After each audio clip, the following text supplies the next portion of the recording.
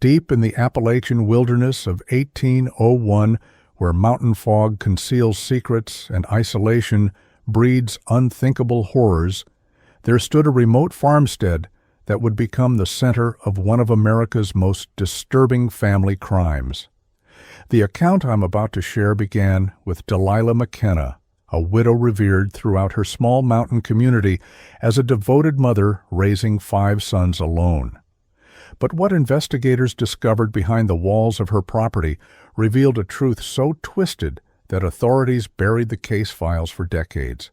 In a place where no screams could be heard and no neighbors could witness, a mother's twisted devotion transformed her own children into prisoners of her unspeakable desires. How did 5 grown men endure years of unimaginable control? What finally drove them to chain their own mother in the very barn where she committed her most heinous acts? And what evidence did Sheriff Crawford uncover that made seasoned lawmen refuse to speak of it for generations? The justice that followed was swift and final. Prepare yourself for what comes next, because this documented account will shatter everything you believe about maternal love. Subscribe and stand with us as we expose these buried truths. Comment your city and time. We love seeing where these stories reach. In the autumn of 1884, when the first frost painted the Appalachian peaks silver, Delilah McKenna stood beside her husband's grave with 5 sons ranging from 8 to 17 years old. The community of Millbrook Hollow gathered around the freshly turned earth, their voices rising in hymns that echoed off the mountain walls. What they witnessed that day was a woman they believed embodied Christian virtue, a devoted wife, now facing the impossible task of raising 5 boys alone in the harsh mountain wilderness. Church records from that period, preserved in the Millbrook Historical Society, document the outpouring of support for the McKenna family, with neighbors volunteering to help with farming and local merchants extending credit indefinitely.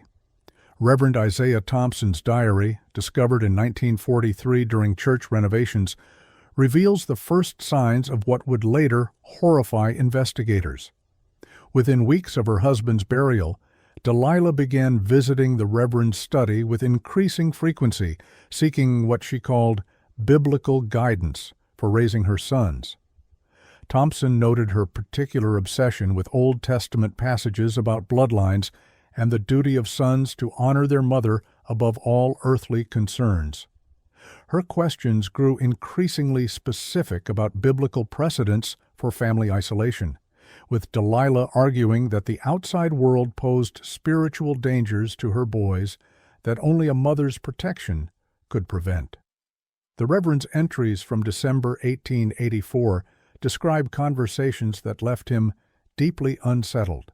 Delilah spoke of dreams where God commanded her to keep her sons pure from worldly corruption, dreams that became more vivid and detailed with each visit. She began quoting Scripture with a fervor that Thompson found disturbing, particularly passages about Sarah and Abraham, about the importance of continuing blessed bloodlines through any means necessary. When Thompson gently suggested that her interpretations might be unconventional, Delilah's demeanor shifted dramatically, her eyes taking on what he described as a zealot's fire that chilled my very soul. By spring of 1885, neighbors began noticing changes in the McKenna household that would later provide crucial testimony during the trial. Sarah Whitmore, whose property bordered the McKenna land, documented in letters to her sister how rarely the McKenna boys were seen in town anymore.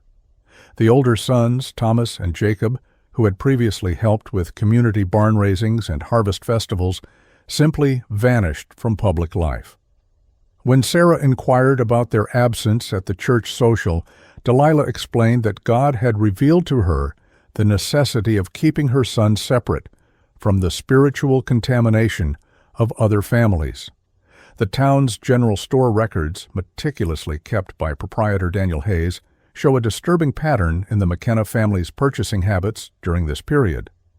Delilah's orders increasingly included medical supplies unusual for a farming family, large quantities of rope and metal chains supposedly for livestock, and an alarming amount of laudanum, which she claimed was for treating her son's various ailments. Hayes noted in his ledger margins that none of the McKenna boys appeared ill when he occasionally glimpsed them, yet their mother continued purchasing medicine in quantities that would stock a small infirmary. More disturbing still were the items Delilah special ordered through Hayes's catalog service, purchases that would later serve as damning evidence in court. Heavy padlocks, restraining devices marketed for unruly livestock, and medical instruments typically used by midwives arrived addressed to the McKenna farm throughout 1886 and 87. When Hayes questioned these unusual requests, Delilah explained that God was preparing her family for a special calling that required complete self-sufficiency and protection from outside interference. The first concrete evidence of Delilah's true intentions emerged in Sheriff Crawford's investigation years later when authorities discovered her private journals hidden beneath the floorboards of her bedroom. The earliest entries, dated from late 1887, reveal a woman who had convinced herself that divine revelation justified the unthinkable. She wrote extensively about her oldest son Thomas, then 20 years old, describing him as the instrument through which God would establish a pure bloodline free from the corruption of outside breeding. Her handwriting, initially neat and controlled, grew increasingly erratic as she detailed her plans for ensuring this divine mandate would be fulfilled. The journal entries from 1888 document Delilah's systematic preparation for what she termed the Lord's work. She began modifying the barn, adding private stalls with locking mechanisms and medical equipment that would later horrify investigators. Her writing reveals meticulous planning, with detailed diagrams of how to restrain unwilling participants and medical notes about ensuring successful breeding outcomes. Most chilling were her calculations about timing, fertility cycles, and her plans for managing what she called the sacred offspring that would result from her twisted interpretation of biblical duty. Reverend Thompson's final diary entry regarding Delilah McKenna, dated March 18, 89, describes their last conversation before she stopped attending church services entirely. She had approached him after Sunday service with a strange light in her eyes, speaking about how God had shown her the path to ensuring her family's bloodline would remain pure until Christ's return. When Thompson expressed concern about her increasingly isolated lifestyle, Delilah smiled in a way that he described as utterly devoid of human warmth, and informed him that earthly religious institutions were no longer necessary for her family's salvation. The community's last glimpse of the McKenna sons as free individuals came during the harsh winter of 1889, when a blizzard forced several families to seek shelter at various farms throughout the valley. The Fletcher family, stranded near the McKenna property, would later testify that when they approached the farmhouse seeking refuge, they heard sounds from the barn that defied explanation, a mixture of crying and what sounded like chains rattling. Delilah met them at the door with a shotgun, claiming that her boys were all desperately ill with a contagious fever and that no outsiders could be permitted on the property for fear of spreading the sickness. By 1890, the McKenna farm had become a fortress of isolation that would hide unspeakable horrors for the next decade. Delilah's transformation from grieving widow to something far more sinister was complete, though the outside world remained ignorant of the truth festering behind the walls of what neighbors still believed to be a house of mourning. The stage was set for crimes that would shock even the most hardened investigators when the truth finally emerged. The first documented evidence of Delilah's horrific plan being implemented appears in her personal ledger, discovered during the 1801 raid by Sheriff Crawford's deputies. The entry, dated September 15, 1890, records in clinical detail the first forced breeding between her eldest son, Thomas, and a young woman Delilah had lured to the farm under false pretenses. Her handwriting, now completely erratic, describes this event as the blessed beginning of God's pure lineage, marking the start of a reign of terror that would continue for over a decade until her sons finally found the courage to chain the monster their mother had become. Sheriff William Crawford first noticed the pattern in late 1895, when the third young woman in 6 months disappeared without explanation from the mountain communities surrounding Millbrook Hollow. His official reports, preserved in the county courthouse archives, document a methodical investigation that would eventually expose the full horror of Delilah McKenna's operation. Martha Henderson, age 19, had vanished while traveling to visit relatives in the next valley, her horse found wandering riderless near the McKenna property line. When Crawford questioned Delilah about any strangers passing through, she claimed to have seen nothing unusual, her demeanor so composed it struck him as rehearsed. The sheriff's suspicions deepened when he discovered that all 3 missing women shared specific characteristics that would later prove significant during the trial. Each was young, healthy, and from families with limited means to conduct extensive searches when they disappeared. Crawford's investigation notes reveal his growing certainty that these disappearances were connected, though he lacked the evidence to support his theory. His interviews with local families painted a disturbing picture of young women who had simply vanished from well-traveled roads, leaving behind only their belongings and horses that invariably wandered toward the McKenna farm. The breakthrough came in spring of 1896 when Crawford received an anonymous letter that would change everything. Written in a shaky hand and delivered under cover of darkness, the message claimed that screams could be heard from the McKenna barn during certain nights of the month, always coinciding with the lunar cycle.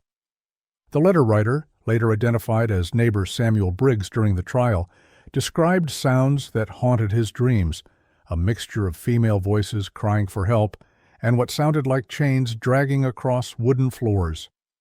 Crawford filed the letter as evidence, though he knew that anonymous testimony alone would never convince a judge to issue a search warrant. The sheriff's persistence finally yielded results when he began monitoring the McKenna property from a distance, documenting unusual activity patterns that formed the basis of his eventual case. His observation logs, meticulously kept throughout 1897, record strange lights burning in the barn well past midnight, the arrival of supply wagons at odd hours, and, most disturbing of all, glimpses of figures moving between the barn and house under cover of darkness. Crawford noted that these nocturnal activities followed a precise schedule, occurring approximately every 4 weeks with clockwork regularity that suggested careful planning, rather than random events.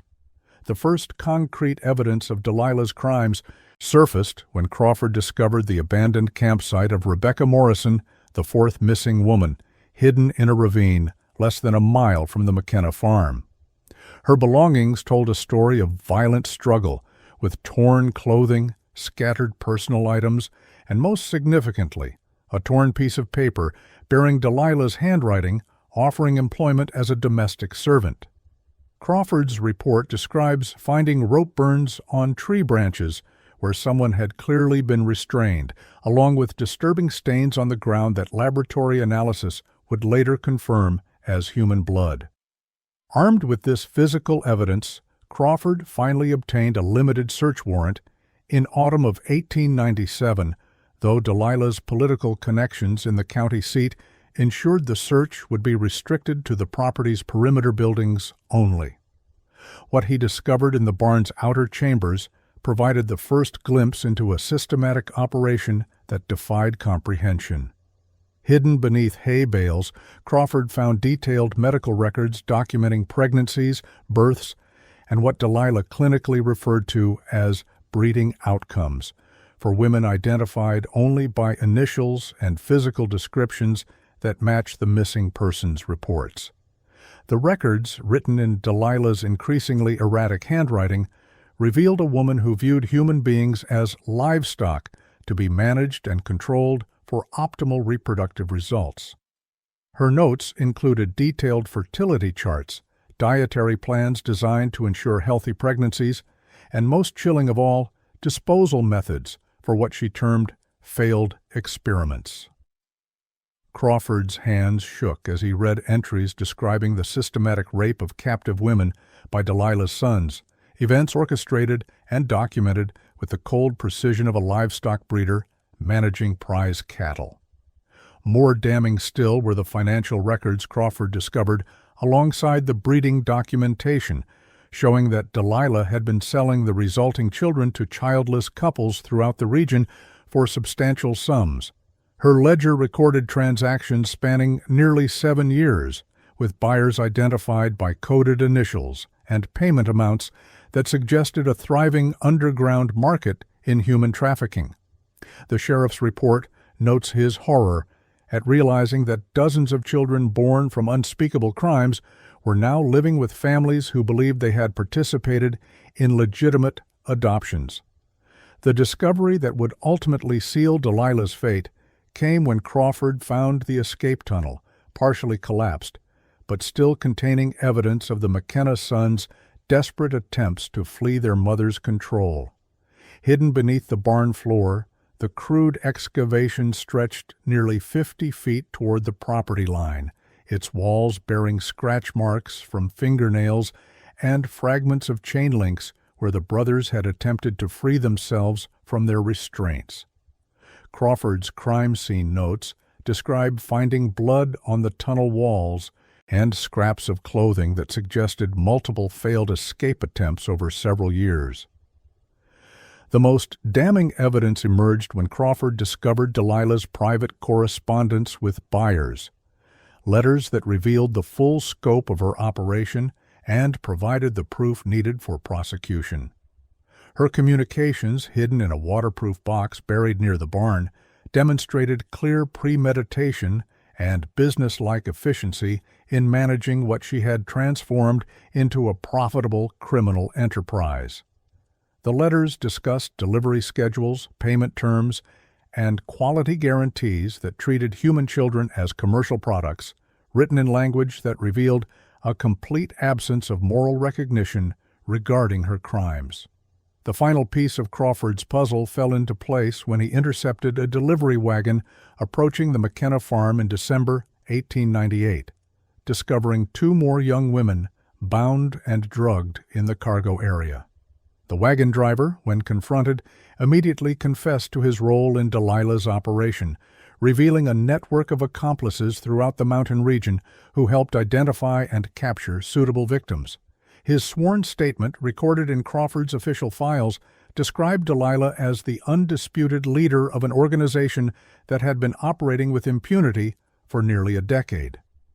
Crawford's investigation notes from early 1899 document his growing urgency as he realized that Delilah had become aware of his surveillance and was accelerating her operations accordingly. Her recent victims showed signs of increasingly desperate treatment, suggesting that she knew her time was running short and was attempting to maximize profits before inevitable exposure. The sheriff's reports describe a woman who had abandoned all pretense of concealment, operating with the reckless confidence of someone who believed herself beyond the reach of earthly justice.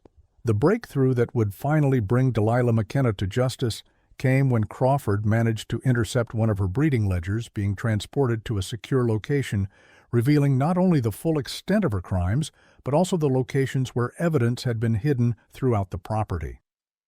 The detailed maps and inventory lists contained within this document would guide the massive raid that would finally expose the full horror of what had been happening behind the walls of the McKenna farm, bringing an end to a reign of terror that had claimed dozens of victims over more than a decade. The raid on the McKenna property commenced at dawn on March 15, 1899, when Sheriff Crawford and 6 deputies surrounded the isolated farmstead with warrants authorizing a complete search of all buildings and grounds. The official police report, filed that evening and preserved in the county archives, describes what investigators discovered as scenes of depravity that challenged the bounds of human comprehension. Crawford's first glimpse inside the barn revealed a structure that had been systematically converted into what could only be described as a human breeding facility, complete with individual stalls, medical equipment, and restraining devices that defied any innocent explanation. The barn's interior had been divided into 8 separate compartments, each equipped with heavy chains bolted to the walls and straw bedding stained with substances that later laboratory analysis confirmed as blood, human waste, and bodily fluids. Crawford's crime scene notes describe finding iron shackles specifically sized for human ankles and wrists, some still bearing fragments of skin and hair that would later provide crucial DNA evidence during the trial. Most disturbing were the medical instruments scattered throughout each stall, including primitive surgical tools, birthing equipment, and syringes containing substances that field tests identified as sedatives strong enough to incapacitate a grown adult.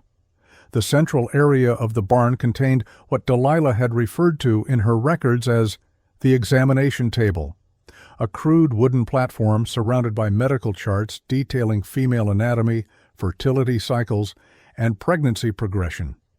Deputy Marshal James Patterson, in his sworn testimony, described finding leather restraints still attached to this table, worn smooth from repeated use and bearing stains that forensic analysis would later confirm as human blood.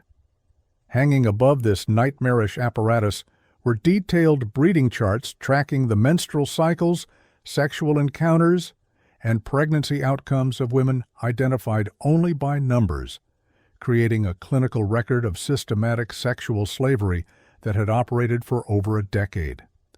The most damning physical evidence came from Delilah's private office, a locked room within the barn that served as the administrative center of her criminal operation. Crawford's inventory of this space, documented photograph by photograph, revealed filing cabinets containing detailed medical records for each victim, including physical measurements, health assessments, and breeding schedules that treated human women as livestock to be managed and controlled. Her desk contained correspondence with buyers throughout the region, negotiating prices for children based on their physical characteristics and parentage, with premium rates charged for what she termed pure mountain stock, produced by her sons. The horror deepened when investigators discovered the birthing records, meticulously maintained logs that documented every pregnancy, delivery, and infant disposition over 9 years of operation. Delilah's clinical handwriting recorded successful births, stillborn infants, and maternal deaths with the same emotional detachment she might have used to track livestock breeding outcomes.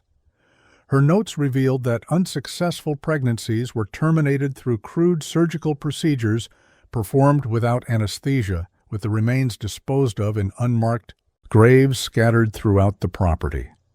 Crawford's team uncovered the first of these burial sites when Deputy Samuel Clark noticed disturbed earth behind the barn, leading to the discovery of a mass grave containing the remains of 7 infants and 3 adult women. The county coroner's report, filed as Exhibit A during the trial, confirmed that the adult victims had died from complications related to childbirth, malnutrition, and untreated infections, while the infant remains showed evidence of deliberate suffocation or abandonment. This physical evidence provided irrefutable proof of the systematic murder that had accompanied Delilah's breeding operation. The search of the main farmhouse revealed additional evidence of the McKenna sons' captivity, including chains and shackles in their individual bedrooms, and medical records documenting their forced participation in their mother's crimes. Crawford's report describes finding journals written by the older sons, hidden beneath floorboards and containing desperate pleas for forgiveness from their victims and detailed accounts of their mother's threats and coercion.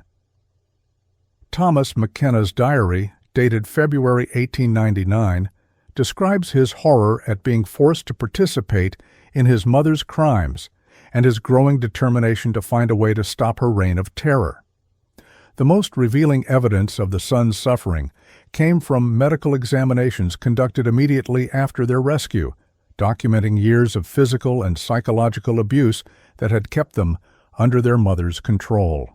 Dr. Margaret Foster's examination reports, preserved in the court files, describe malnutrition, untreated injuries, and signs of prolonged restraint that painted a picture of 5 young men who had been as much victims as perpetrators in their mother's criminal enterprise. Her psychiatric evaluation revealed severe trauma consistent with prolonged captivity and coercive control, providing crucial context for understanding how ordinary young men had been transformed into unwilling participants in unspeakable crimes. The breakthrough that revealed the full scope of Delilah's operation came when investigators discovered her master ledger, hidden in a secret compartment beneath the barn floor and containing a complete financial record of her human trafficking enterprise. This document, running to over 300 pages of meticulous bookkeeping, recorded the sale of 47 children over 8 years, generating profits that exceeded $20,000, a fortune by mountain standards. The ledger included buyer names, delivery locations, and payment schedules that would eventually lead to the arrest of dozens of accomplices throughout the region. Perhaps most chilling were the expansion plans Crawford found in Delilah's desk, detailed blueprints for enlarging the barn facility and acquiring additional victims to meet what she described as growing market demand for children of specific ethnic and physical characteristics. Her correspondence with potential investors revealed plans to franchise her operation to other isolated mountain locations, creating a network of breeding facilities that would have made her crimes a regional epidemic rather than an isolated atrocity. The evidence that finally triggered the McKenna sons' rebellion was discovered in Thomas McKenna's personal effects, a letter from his mother dated March 1, 1899, informing him that she had arranged for his youngest brother, 14-year-old Samuel, to begin contributing to the family mission upon his 15th birthday. This letter, written in Delilah's increasingly erratic handwriting, described her plans to use Samuel as breeding stock with new female captives she was preparing to acquire, crossing a line that even her psychologically broken older sons could not tolerate. Crawford's final report from the initial raid documents finding evidence of the sons' desperate planning in the weeks leading up to their revolt, including makeshift weapons hidden throughout the barn and detailed observations of their mother's daily routines that would allow them to overpower her when the moment came. Their handwritten plans, discovered in Thomas's bedding, revealed a coordinated effort to end their mother's reign of terror by using her own restraining devices against her, turning the instruments of their captivity into tools of justice. The stage was set for a confrontation that would finally bring justice to the victims of Delilah McKenna's crimes, as her own sons prepared to risk everything to stop the monster their mother had become. The evidence Crawford's team gathered during that initial raid would prove instrumental in securing convictions, but the real breakthrough would come when the McKenna brothers found the courage to turn against the woman who had destroyed so many lives, including their own. The McKenna brothers' revolt began at 3:47 in the morning on April 2, 1900, when Thomas McKenna used a makeshift key carved from barnwood to unlock the chains that had bound him for over a decade. His detailed confession, recorded by Sheriff Crawford and later entered as evidence during the trial, describes months of careful planning as the 5 brothers coordinated their rebellion against the woman who had destroyed their lives and murdered countless innocents. The catalyst for their final desperation was Delilah's announcement that their youngest brother Samuel, now 15, would be forced to begin participating in the breeding program with 3 new female captives she had recently acquired. Thomas's written testimony reveals the brothers had been secretly communicating through a system of coded messages scratched into the barn walls, planning their uprising while maintaining the appearance of broken submission that had kept them alive for so many years. The physical evidence discovered by investigators supported every detail of their account, including hidden weapons fashioned from farm tools and detailed maps of their mother's daily routines that would allow them to strike when she was most vulnerable. Jacob McKenna's personal journal, found during the raid, describes their growing desperation as they realized that their mother's crimes were escalating and that intervention by outside authorities seemed increasingly unlikely. The brothers' plan required perfect timing and coordination, as Delilah maintained strict control over their movements and had installed a complex system of locks and alarms throughout the property to prevent escape attempts. Samuel's diary entries, written in the weeks leading up to the revolt, document his terror at the prospect of being forced into the breeding program and his admiration for his older brother's courage in planning what they all knew would likely be a suicide mission. The youngest brother's role was crucial, as his small size allowed him to access areas of the barn where the others could not go, enabling him to steal keys and disable locks in preparation for their coordinated attack. The rebellion commenced when Delilah entered the barn for her regular morning inspection of the captive women, carrying the ring of keys that controlled every aspect of life and death on the property.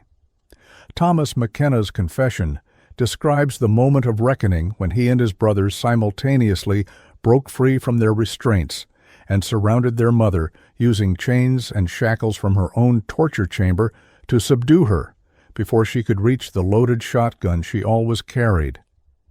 The brothers' coordinated attack succeeded because they had spent months studying her patterns and identifying the brief window of vulnerability when she would be distracted by examining her victims.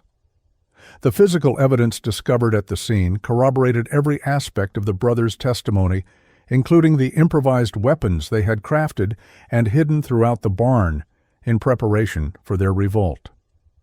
Sheriff Crawford's crime scene report describes finding the wooden key Thomas had carved, scratched messages between the brothers outlining their plan, and makeshift restraints they had constructed from materials stolen over months of careful preparation. Most significantly, investigators found Delilah's own chains and shackles had been used to bind her, a symbolic act of justice that demonstrated the brothers' determination to use her own instruments of torture against her. The crucial evidence that supported the brothers' claim of acting in self-defense and defense of others came from Delilah's own documents, discovered in her possession when deputies arrived at the scene. Her handwritten orders for the day, found in her apron pocket, detailed plans to force Samuel into sexual slavery and execute 2 of the current female captives who had become non-productive due to injuries sustained during previous assaults. This document, written in Delilah's distinctive handwriting and dated the morning of the revolt, provided irrefutable proof that the brothers had acted to prevent imminent murder and sexual assault of multiple victims. The brothers' decision to chain their mother in the breeding barn rather than kill her outright proved crucial to establishing their credibility with authorities and the legal system. Jacob McKenna's statement explains that they deliberately chose to restrain Delilah using her own torture devices as both symbolic justice and practical necessity, ensuring she could not escape or destroy evidence before authorities arrived. Their choice to preserve her life, despite years of suffering at her hands, demonstrated a moral restraint that contrasted sharply with their mother's capacity for cold-blooded murder. The most damning evidence against Delilah emerged when the brothers led investigators to her private study, where she had maintained detailed records of every crime committed over more than a decade. Her personal safe, opened using keys taken during the revolt, contained financial records showing profits from selling 47 children, correspondence with buyers throughout the region, and medical records documenting the systematic rape and murder of 36 women. The brothers' testimony revealed that Delilah had forced them to witness her maintaining these records, using their knowledge of her crimes as psychological leverage to ensure their continued cooperation. Perhaps the most compelling evidence of the brothers' genuine victimization came from medical examinations conducted immediately after the revolt, revealing years of systematic physical and psychological abuse that had kept them under their mother's control. Dr. Margaret Foster's detailed reports submitted to the court documented malnutrition, untreated injuries, and signs of prolonged restraint that painted a clear picture of 5 young men who had been prisoners rather than willing participants in their mother's crimes. Her psychiatric evaluation concluded that the brothers exhibited symptoms consistent with prolonged captivity and severe trauma, supporting their claims of coercion and abuse. The testimony of the rescued captives provided additional confirmation of the brothers' status as victims rather than voluntary perpetrators of their mother's crimes. Mary Thompson, one of 3 women freed during the raid, testified that she had witnessed Delilah threatening to kill the brothers if they failed to comply with her orders, and that the men had repeatedly apologized and shown genuine remorse during their forced participation. Her sworn statement, preserved in the court records, describes Thomas McKenna weeping during one assault and begging his mother to stop the torture, only to be threatened with execution if he continued to resist. The physical evidence that sealed Delilah's fate came from her own hand, in the form of a detailed confession she had written as a form of insurance against potential betrayal by accomplices or authorities. Hidden in her bedroom safe and discovered during the post-revolt search, this document revealed the full scope of her criminal enterprise and her complete lack of remorse for decades of murder and torture. Written in her distinctive handwriting and signed with her full name, the confession served as an unshakable foundation for prosecution and eliminated any possibility of claiming innocence or mental incapacity. The brothers' careful documentation of evidence during their captivity proved invaluable to establishing the timeline and scope of their mother's crimes. Hidden throughout their quarters, investigators discovered detailed records the brothers had kept of every victim, every crime, and every act of cruelty they had been forced to witness or participate in. Their secret journals, written in code and hidden beneath floorboards, provided corroborating testimony for dozens of murders and established a pattern of systematic criminal activity that spanned more than 15 years. Sheriff Crawford's final report on the revolt and subsequent investigation praised the McKenna brothers for their courage in ending their mother's reign of terror and their cooperation in ensuring that justice would be served for all victims. The evidence they provided led not only to Delilah's conviction, but also to the arrest and prosecution of 12 accomplices throughout the region, effectively dismantling an entire network of human trafficking and murder that had operated with impunity for over a decade. Their decision to risk everything to stop their mother's crimes exemplified the triumph of human decency over evil, even in the most desperate circumstances. The trial of Delilah McKenna commenced on September 4, 1901, in the Millbrook County Courthouse, where prosecutor Daniel Whitman presented what court records describe as the most comprehensive case of systematic murder and human trafficking in the state's history. The courtroom overflowed with spectators who had traveled from across the region to witness justice for crimes that had terrorized mountain communities for over a decade. Judge Harrison Matthews, in his opening remarks preserved in the trial transcript, warned the jury that they would hear testimony that challenges the very boundaries of human evil, but emphasized that the overwhelming physical evidence demanded unwavering commitment to truth and justice. The prosecution's case began with Sheriff Crawford's methodical presentation of evidence, starting with the mass graves discovered on the McKenna property and the detailed breeding records found in Delilah's possession. The court stenographer's transcript records gasps from the gallery as Crawford read aloud from Delilah's own handwriting clinical descriptions of forced breeding, infant murder, and the systematic disposal of women who became unproductive. Most damning was Delilah's personal ledger documenting the sale of 47 children, with prices ranging from $50 to $300 depending on what she termed breeding quality and physical characteristics. The testimony of the McKenna brothers provided the most compelling evidence of their mother's guilt, while simultaneously establishing their own status as victims rather than willing accomplices. Thomas McKenna's 3-day testimony, preserved in over 200 pages of court transcript, detailed years of psychological and physical torture that had kept him and his brothers under their mother's control. His account of being forced to participate in assaults while chained and threatened with death moved several jurors to tears, according to newspaper accounts from the Millbrook Herald that covered the trial extensively. The medical testimony presented by Dr. Margaret Foster proved crucial in establishing the systematic nature of Delilah's crimes and the genuine trauma suffered by her sons. Her examination reports entered as evidence documented malnutrition, untreated injuries, and psychological damage consistent with prolonged captivity and abuse among all 5 McKenna brothers.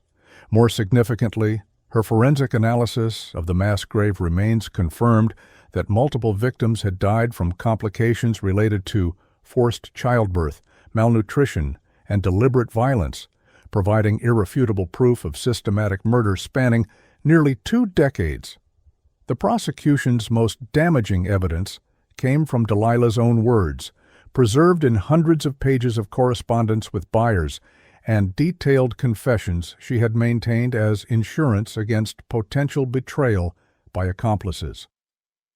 Prosecutor Whitman's reading of these documents, recorded in the court transcript, revealed a woman who viewed human beings as livestock to be bred, managed, and disposed of for profit. Her clinical descriptions of torture methods, her calculations of breeding schedules, and her casual references to murder demonstrated a complete absence of human conscience that horrified even the most hardened courtroom observers. Delilah's defense, led by attorney Charles Morrison, attempted to argue temporary insanity and religious delusion, claiming that grief over her husband's death had driven her to madness. However, this strategy collapsed when the prosecution presented evidence of premeditation spanning over 15 years, including detailed business correspondence and expansion plans that demonstrated clear rational thinking and long-term criminal planning.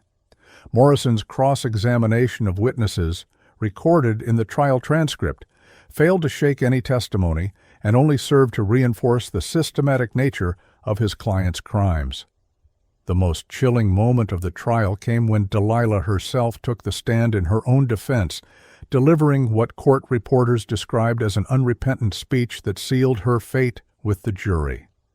The stenographer's transcript preserves her exact words as she proclaimed that God had chosen her to create a pure bloodline, free from worldly corruption, and that every death and every act of violence had been divinely sanctioned for the greater good of humanity.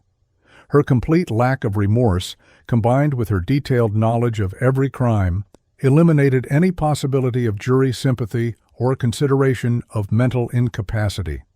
The jury deliberated for less than 2 hours before returning guilty verdicts on 36 counts of first-degree murder, 47 counts of human trafficking, and numerous charges related to kidnapping, sexual assault, and child endangerment.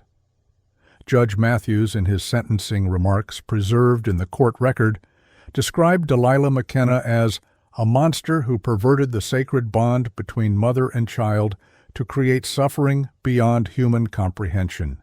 He sentenced her to death by hanging to be carried out within 60 days, noting that her crimes warranted the ultimate penalty available under state law. The execution took place on December 15, 1901, at dawn in the Millbrook County Jail Yard, witnessed by Sheriff Crawford, the McKenna brothers, and families of identified victims. The official execution record, signed by all witnesses, documents Delilah's final words as an unrepentant declaration that God would vindicate her actions in the afterlife. Her death marked the end of a criminal enterprise that had claimed dozens of lives and traumatized an entire region, bringing closure to families who had spent years searching for missing daughters and sisters. The McKenna brothers, cleared of all charges due to overwhelming evidence of coercion and duress, received assistance from a regional charity to rebuild their lives outside the mountains that held so many traumatic memories. Court records from 1902 show that Thomas and Jacob McKenna relocated to California, where they worked as ranch hands and eventually married women who understood their tragic history. The younger brothers, Samuel, Matthew, and Luke, were placed with foster families in distant states, their new identities protected by court order to allow them opportunities for normal lives. The McKenna case led to significant changes in state law regarding human trafficking and child protection, with legislators citing the trial transcript as evidence of the need for stronger penalties and better investigation protocols. The complete court records, including evidence photographs and testimony transcripts, were preserved in the state archives as a historical warning about the capacity for evil that can flourish in isolation. Sheriff Crawford's final report recommended increased patrols in remote mountain communities and better communication networks to prevent similar crimes from operating undetected for extended periods. The legacy of justice in the McKenna case endures in the meticulous preservation of evidence and testimony that ensured no detail of Delilah's crimes would be forgotten or dismissed as folklore. The complete trial record stands as testimony to the courage of victims who survived to testify, the determination of investigators who refused to abandon their pursuit of truth, and the triumph of justice over evil in even the most horrific circumstances.